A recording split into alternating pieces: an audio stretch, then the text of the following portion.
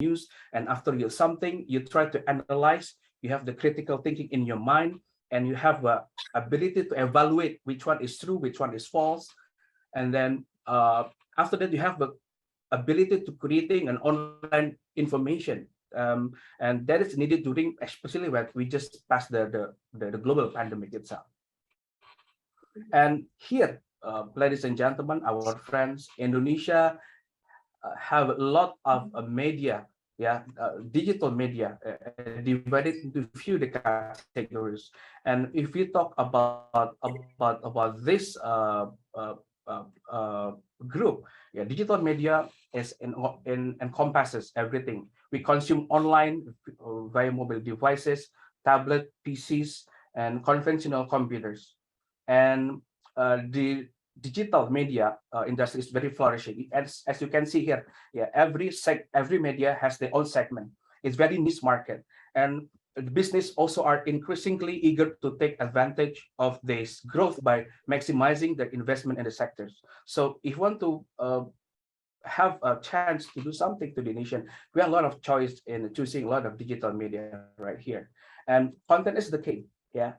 Actually, you are the source of the inspiration of the nation.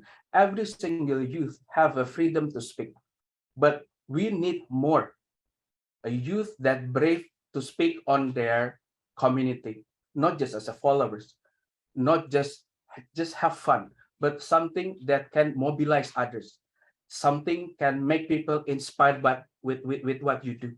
You know about the Greta Thunberg, our friends from outside Indonesia, how she can influence all the young people to get to know more about the environmental issue. Can you imagine if Indonesia, let's say, have 20% like the Greta Thunberg? There's a lot of miracles happen in Indonesia. So now I think young people need to see media as is a very effective platform to do something, especially if you want to in terms of the policy making. And from my side, that I think government itself now looking the inspiration from all the young people, from the media itself. So if you guys can become one of the media, because once you have, let's say, more than 10,000 followers, you are a media. You have the ability to influence your friends. That's the opportunity for you to bring a lot of things in a new environment. And as we can see here, a lot of our friends create the podcast, yeah, and then how can using social media, yeah, in terms of political preference, yeah, and then social media doesn't function as a mean of disseminating information, but also as a forum for the community to share these aspirations, so that this greatly affects, for me, I think, the public policy made by government. And Indonesia, as we know, our friends, as the third largest democracy on earth, has not been an exemption to this trend. And more half of its population actively uses social media. With the proliferations of ICTs, many of Indonesia hope that the internet will energize their democracy. So Gen Z, you guys as using the internet as your main source of information, and you also dominate the use of digital media, and 97% of you is already aware the dangers using social media, the security features available on social media. And as also can we see here, the media also can be a forum actually for government, yeah, to convey their programs and as an accountability to the community. And government's effort to use social media as a medium of socialization and communication, including by creating public complaint channel. Like we can say one of the Ganjar Pranowo program from Java is a Lapor Group, which implements the principle of easy, cheap, fast, and complete services. And it's also include the young people to be part of the program.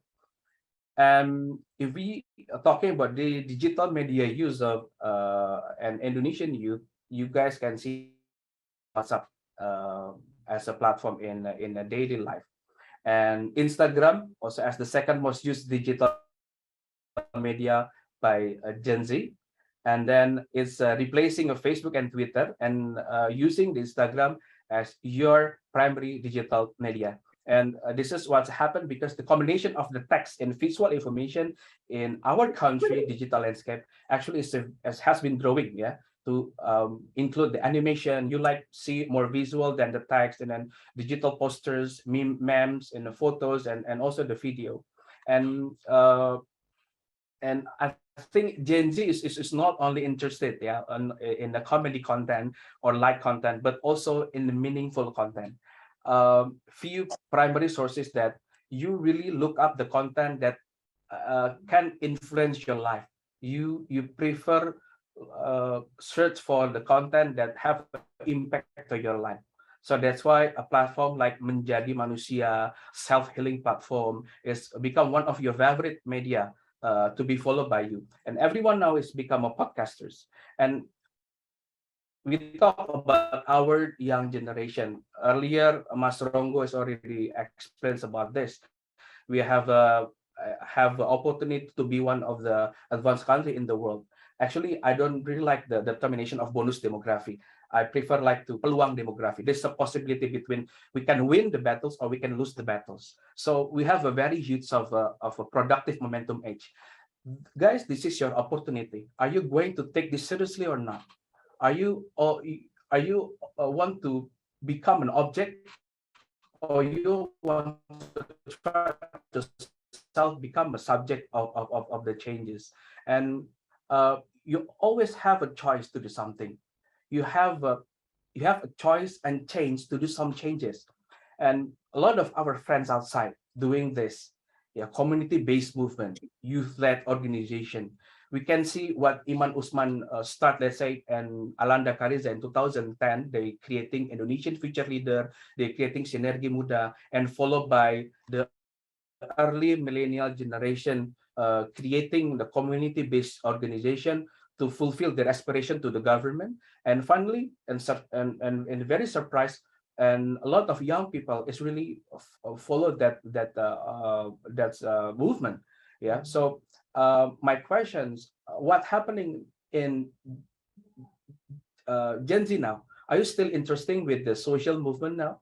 Are you already distraction by any other things? We will gonna have discussions about this because there's a lot of things you can do by using a social space. And regarding to Bapenas, actually from the Youth Development Index, my friends, there's two actually the basic activities that actually government have to enhance the youth capacity. The first one is youth participation. A second one is about youth leadership. And actually, since 2010, we already have the policy from the Minister of the Youth and Sport to regulate this. How the government have a main responsibility to take care of the young people. You can see here, there's a few points from the first point until the 11 points.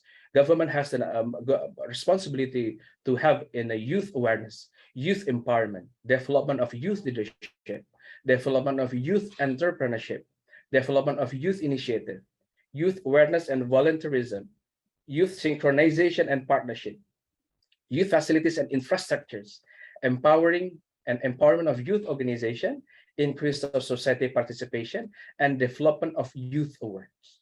My questions, you guys, as a young people, as a youth of the nation, do you feel that the government really do this for you? Or maybe the one who really make this happen is the one who actors from the non-government. We'll have discussions about this. A lot of things you can do, a lot of the public policy that came from the young people. Youth policy makes economic senses. Youth policy brings sectors together. Youth policy drives priority issues. Youth policy creates successful programs, support and commits the young people, and honors regional and international agreement. This is